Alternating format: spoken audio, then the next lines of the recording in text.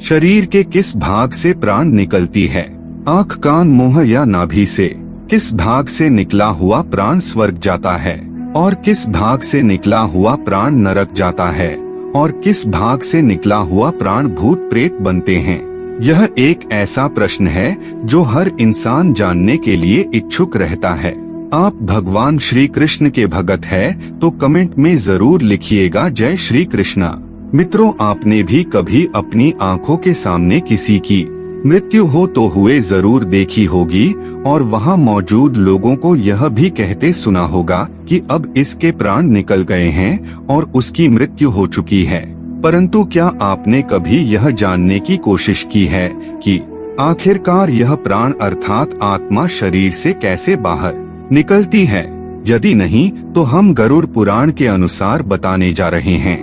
नमस्कार मित्रों, आप हमारे चैनल पर पहली बार आए हैं तो कृपया हमारे चैनल को सब्सक्राइब अवश्य कीजिएगा, क्योंकि हमारा मात्र एक ही उद्देश्य है कि हिंदू धर्म को प्रचार प्रसार करना और आप इसमें सहभागी होकर पुण्य के भागी बने और वीडियो को अपने दोस्तों के पास शेयर करें।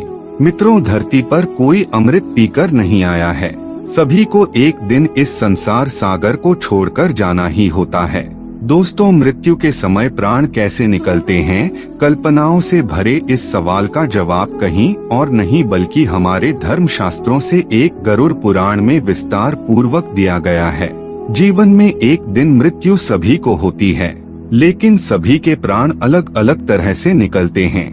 मरते समय किसी का मुंह टेढ़ा हो जाता है तो किसी की आंखें उलट जाती हैं। ऐसा क्यों होता है, यहाँ जानिए इसके जवाब। तो चलिए जानते हमारे हैं धर्म शास्त्रों में से एक गरुड़ पुराण में इसके बारे में क्या बताया गया है। जीवात्मा के प्राण शरीर के किस भाग से निकलते हैं?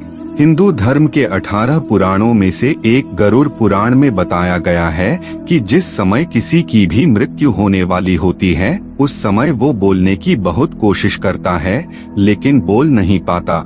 कहा तो ये भी जाता है कि बढ़ते समय के साथ उनकी बोलने सुनने की शक्ति खत्म होती जाती है और उस समय शरीर से आत्मा निकलती है जिसे कोई और नहीं बल्कि खुद यमदूत पकड़कर यमलोक ले जाते हैं। गरुड़ पुराण के अनुसार प्राण निकालने का 9 द्वार होते हैं। किसी के मरने में कोई आश्चर्य की बात नहीं है, लेकिन किसकी मृत्यु कैसे हुई और मरते समय किसकी कैसा दशा हुई है, यह कई रहस्य से पर्दा उठा देता है।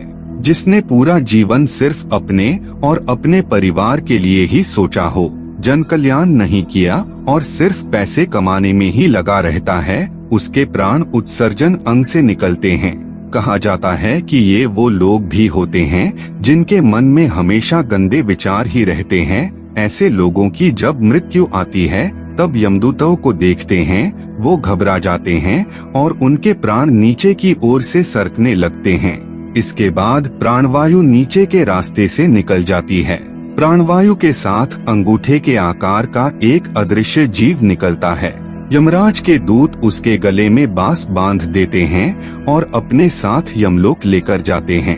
इस तरह के मृत्यु पापी व्यक्ति की मानी जाती है। आँख क्यों उलट जाता है? वही जो लोग दुनिया की मोह माया में फंसे रहते हैं और उनके अंदर जीने की तमन्ना बहुत ज्यादा होती है, इसके साथ ही परिजनों की और भी मोह ज्यादा होता है। ऐसे लोगों की जब मौत पास आती है तब उनकी आंखें काम करना बंद कर देती है।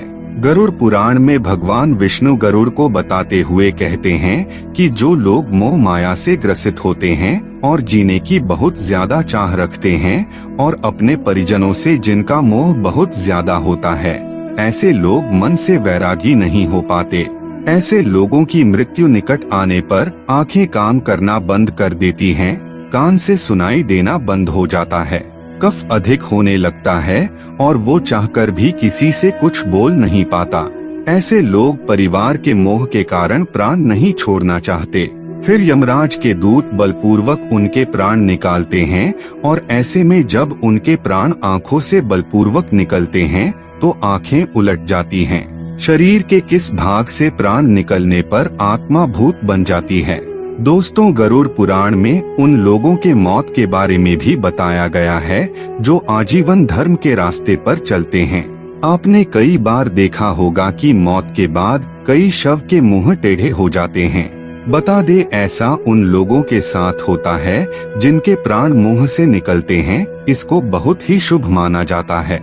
इसके साथ ही इन लोगों को यमलोक में कष्ट नहीं भोगना पड़ते हैं। वही शास्त्रों में नाक से प्राणों का निकलना भी बहुत शुभ बताया गया है। गरुड़ पुराण के मुताबिक इस तरह से उन्हीं लोगों के प्राण निकलते हैं जिन्होंने परिवार में रहते हुए सारे फर्ज निभाए हो और मन को बैरागी बना लिया हो।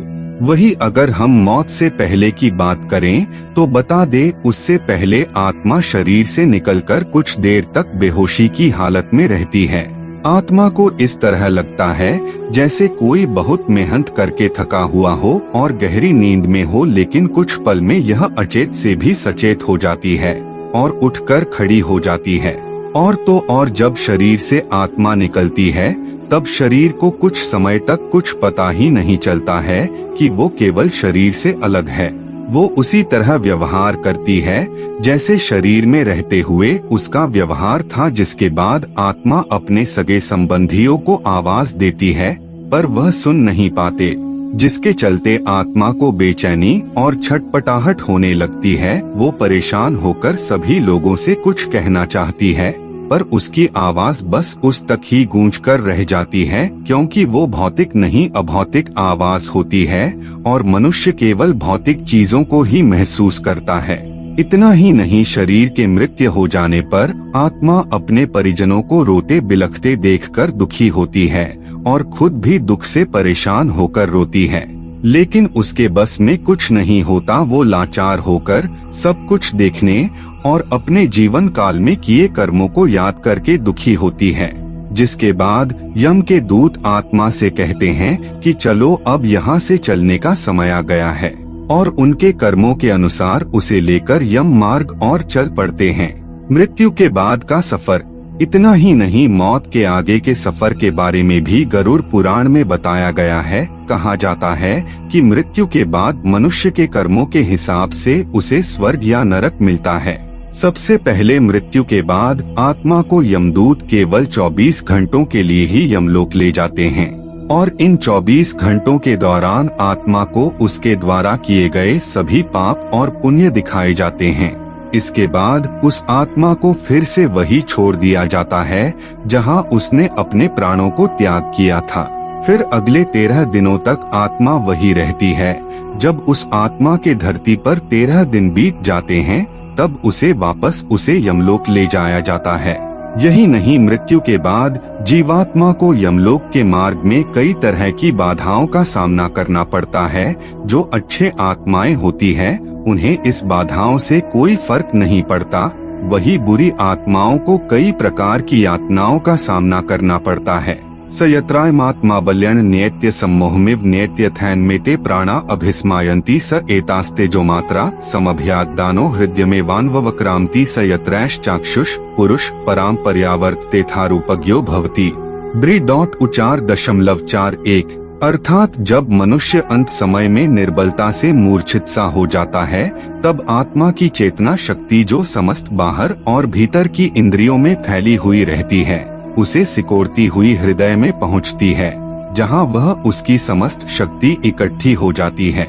इन शक्तियों के सिकोड़ लेने का इंद्रियों पर क्या प्रभाव पड़ता है, इसका वर्णन करते हैं कि जब आँख से वह चेतनामय शक्ति, जिसे यहाँ पर चाक्षुष पुरुष कहा है, वह निकल जाती तब आँखें ज्योतिर्हित हो जाती है और मनुष्य उस मृत्यु समय किसी को देखने अथवा पहचानने में अयोग्य हो जाता है। तो दोस्तों, आज आपने जाना कि किस तरह मौत आती है और कहां से प्राण निकलते हैं। अगर आपको यह जानकारी अच्छी लगी हो तो शेयर जरूर करें।